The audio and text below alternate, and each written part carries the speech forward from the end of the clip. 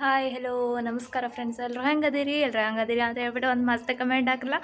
ನಾನು ಚೆನ್ನಾಗದೀನಿ ನೋಡ್ರಿ. ಇವಾಗ ಟೈಮ್ ಬಂದು ಎಷ್ಟಾಗೈತಿ, 7 ಗಂಟೆ ಆಗ್ಲಿಕ್ಕೆ ಬಂದೈತಿ. ಕತ್ಲಾಗೈತಿ ಆಗಲೇ. ಹೊರಗೆ ಹೊಂಟಿದ್ವಿ. ಸೊ ಯಾರ್ಯಾರಂತಂದು ಹೇಳಿ ತೋರಿಸ್ತೀನಂತೆ. 7 ಗಂಟೆ ಆಗೈತಿ ಟೈಮ್ ಆಗಲೇ.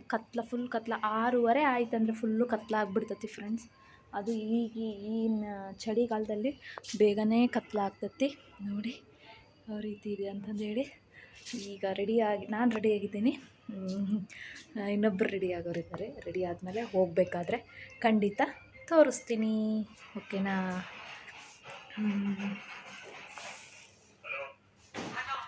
ಪುಟ್ಟಕ್ಕನ ಮಕ್ಕಳು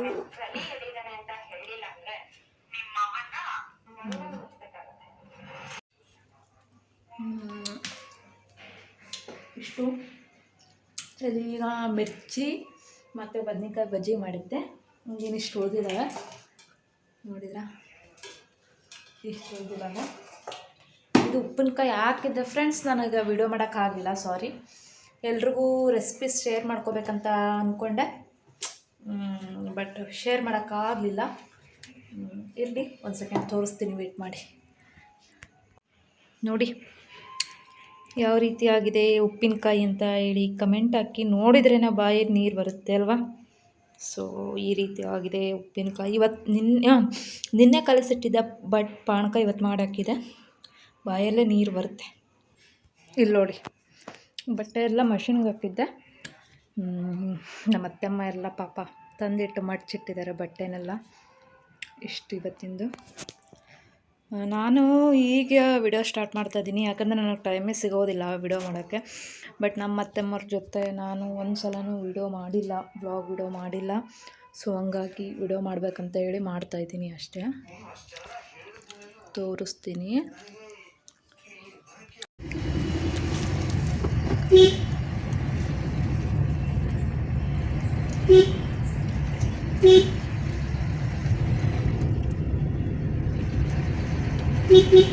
ಗಾರ್ಡನ್ ಇನ್ನ ಮನೆ ಕ್ಲೀನ್ ಮಾಡಿಸ್ತಾರ. ಇದು ರೀ ಫೋಟೋ ಬೀಗ ಹಾಕಿರ್ತಾರೆ. ಎಲ್ಲರ ಬಂದ್ರೆ ಒಂದು